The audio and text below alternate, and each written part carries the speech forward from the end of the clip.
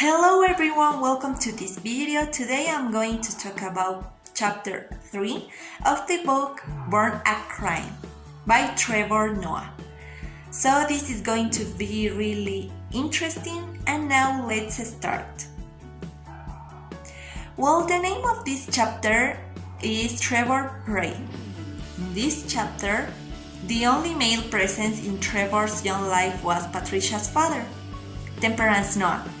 Trevor remembers his grandfather charming all women in Soweto.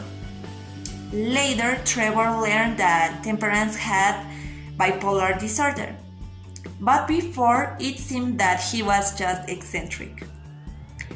Trevor's grandmother, she was Frances.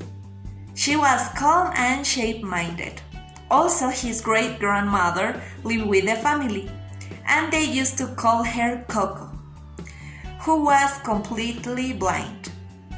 So yes, Trevor grew up in a world run by women.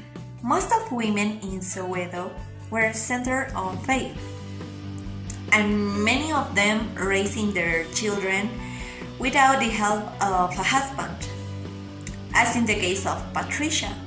So they formed their own religious community and made prayer meetings where only children and women were allowed.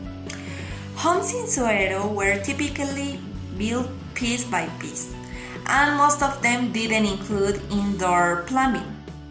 Once, when Trevor was 5 years old, he didn't want to use the outdoor toilet because it was raining, so he preferred to poop onto a newspaper and place it in the trash can.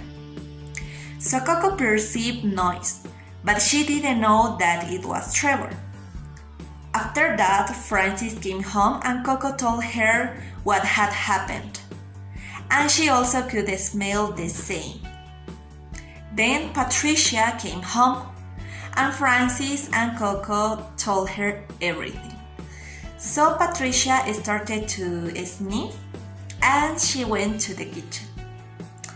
So she found what Trevor did, and her logical conclusion was that they were bewitched and that it was the demon. So Trevor's family and the whole community started to pray for them.